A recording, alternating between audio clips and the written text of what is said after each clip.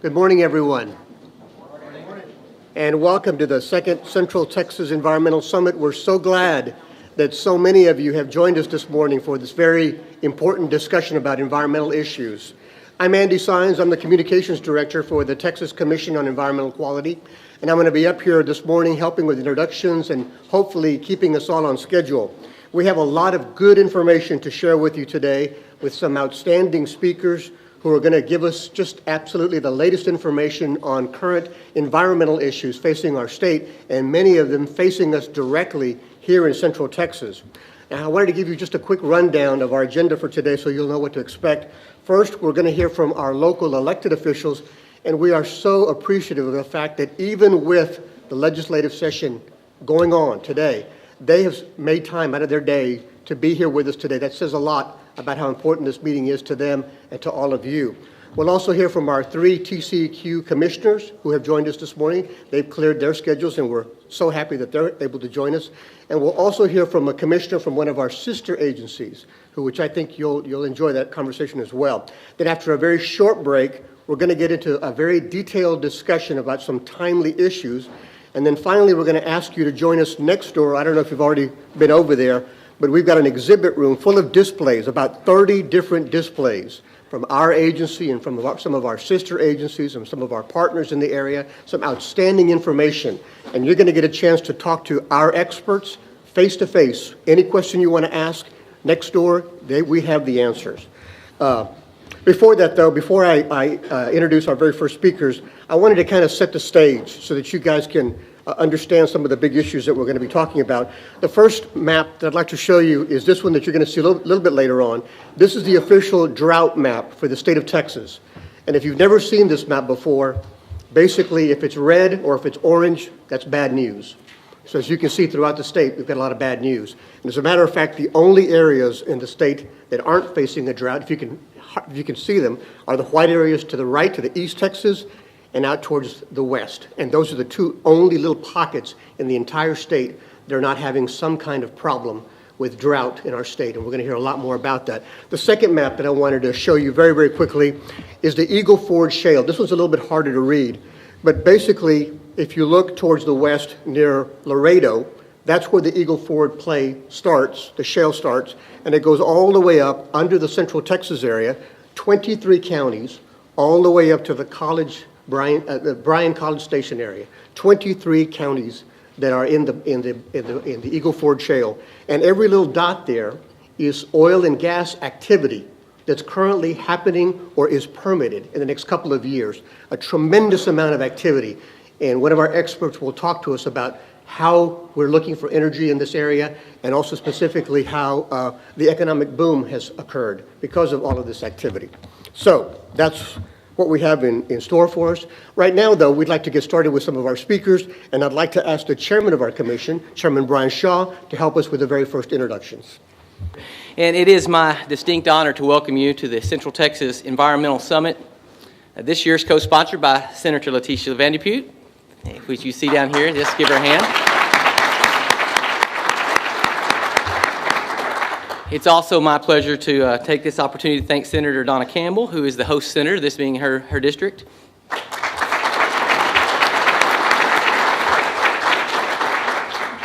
And Railroad Commissioner David Porter.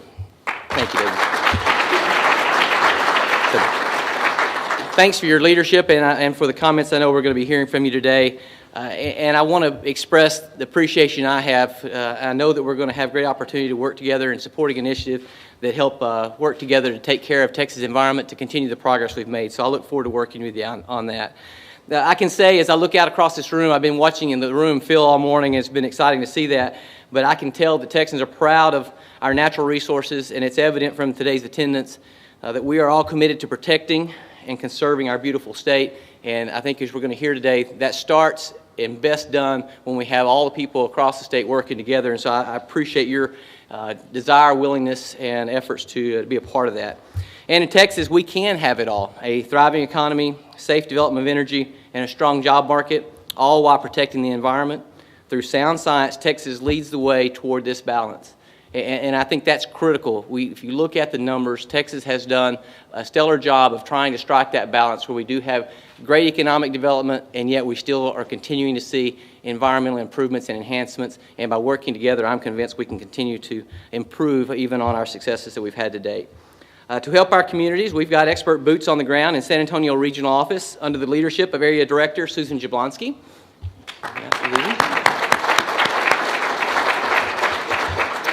And Regional Director Joel Anderson. Joel, there you go. You wouldn't think, we write our rules as clear as we can, but we do try that. But recognizing the bureaucracy and the challenge that we have, our staff and employees are here to help you understand the state's environmental rules. So I encourage you to encourage others to always use us as a resource to help ensure not only compliance, but find ways to enhance our ability to protect our environment. We have the largest air monitoring network in the world. In the San Antonio area, we have 19 air monitoring stations that help give us data about the ability and help us to assess the quality of air in the region. Our TCEQ staff helps counties deal with the unique challenges brought on by energy production, both challenges and opportunities there in the Eagle Ford Shale, with our partners, the Railroad Commission and the Texas Department of Transportation. We've been working cooperatively with them to develop workshops and offer those workshops to county leaders to learn about our state's environmental rules and how to develop solutions to those challenges we face. It's no secret that CNBC named the Lone Star State as America's top state for business. A great thing. Our third time in the top rankings. So excellent. And I think that points to that balance and success we've had, especially when you look at that with the environmental protections that we've been able to accomplish while maintaining those high rankings in that assessment. And Forbes.com agrees by ranking Texas the best state for jobs. We know that ensuring a clean environment for Texans gives us all the quality of life that makes our state an attractive place to locate for working, for bringing in business, developing new business opportunities, because we know we need to have a great place to live and a great place to work to continue attracting those kinds of economic opportunities. I promise you that the TCEQ will continue to lead the way in innovative protection of the environment, and in the words of Governor Rick Perry, we'll do our part to keep Texas the best place in the nation to live, work, grow your business, and raise a family.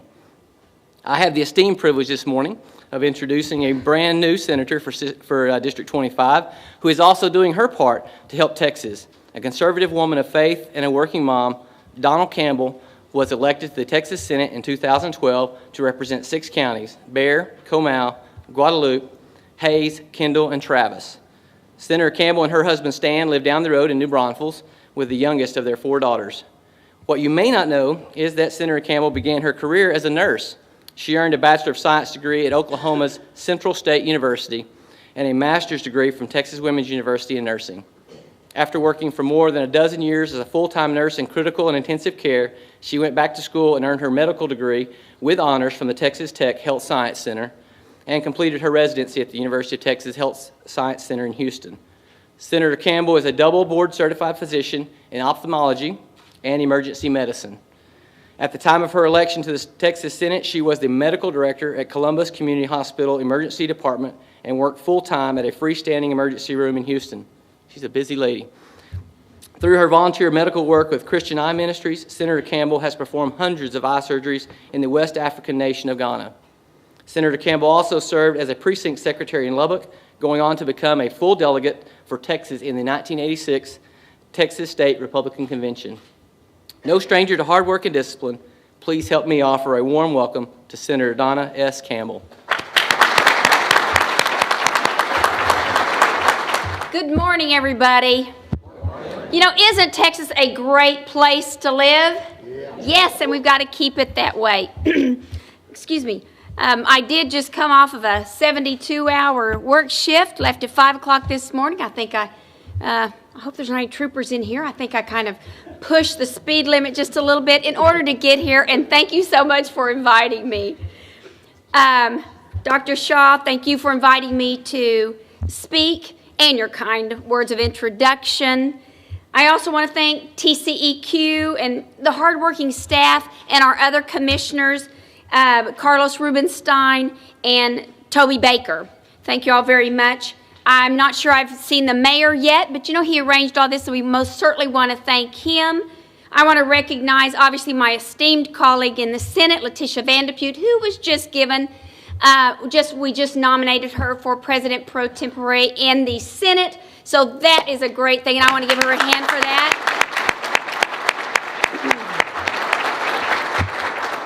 You know, this meeting takes place in really close to the heart of my district. And what more can be closer to any of our hearts when we love Texas than our natural resources, right? The Texas legislature is already knee-deep in water issues. And I'm thinking, now it's my first time there, but I'm thinking by mid-session we're going to be waist-deep. Because if we're going to address the state's growing needs when it comes to providing enough water to sustain us through drought conditions, as well as meet our growing population, then there's really no point in just dipping our toe in it, right? We need to jump all in, correct? Hope you guys out there are willing to jump in it with me. I haven't found a Texan yet who's against water. And as a doc, it's pretty good because our body's about 65% water as adults. It's precious, and I think we all know that. It's necessity. It's necessary for life. It's an economic investment that ensures our state remains beautiful. Businesses cannot move here to prosper unless we have water. Needless to say, our agricultural community can only continue to thrive if we provide them with water, and jobs will not grow again without water. The importance of protecting the flows of our rivers and streams, you know, all right. Can you tell I haven't had much sleep in 72 hours? The importance of protecting the flows of our rivers and streams can't be overstated. Water directly affects everything we are, we do, and can become. Protecting water means protecting Texas economy today and in our future. You know, I was raised that if you borrow something, you return it quickly and you make sure that it's at least as good as when you borrowed it, if not better. What a perfect analogy with our natural resources and water, right? Whether it's, you know, trash, Texas bottling, you know, I met them over there a while ago. I'm not sure what that bill's going to be on my desk. But the point is stewardship. Water is the lifeblood of Texas. And just like our nation was built around the waterways, rivers, streams, when we started this new world, our state's success is dependent on water too. Being good stewards with our resources as well as our tax dollars is going to be vital to the health of Texas. I want you to know I am fully committed to finding funding, and I'm sure Senator Vanderpute is too, to find funding for investment of our water infrastructure. I support a one-time capital expenditure from our Economic Stabilization Fund for this infrastructure to secure future prosperity. Let's work together in this session to find ways to invest in our state water plan. What good's a plan if we don't have funding, right? As you know, as he showed us, we're still in a drought. And as a result of the drought conditions, nearly 2/3 of our 254 counties have been declared a primary natural disaster, right, by the U.S. Department of Agriculture. Cattle have had to be moved out of the counties, and agriculture has been affected. And I think the comptroller and others have estimated losses of around $7.6 billion in losses because of the drought.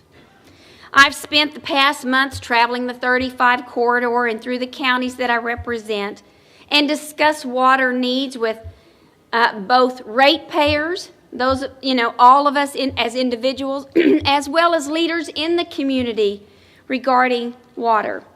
It's important, especially when I've visited with our senior legislators, the seniors in the Senate, our veterans, our seasoned veterans in the Senate, that water is going to be one of the top issues, and it's not going to be something we just kick the can down the road, if you will, a dry road. Everyone, excuse me, agrees that we've got to come together in order to solve the vital issue of water. We've got to balance local concerns with the needs of high population growth. And Texas, because it is such a wonderful state to live in, is going to continue to grow. We need certainty in permitting for planning. We need to take creative and innovative solutions as well as conservative measures in order to make sure that we've got water. No one expects this to be easy, but I'm ready to join all of you and others with an effort to solve this critical issue of our day. You guys, thank you for giving me the opportunity. It's been my pleasure to get around to meet some of you. I haven't got a chance to meet all of you, but our office is accessible, third floor. You gotta meander up there, but third floor of the Capitol. We are definitely interested in helping Texas come up with ideas so that we can have water, and working with the other senators. I'm excited for this session. Thank you very much. Bye-bye.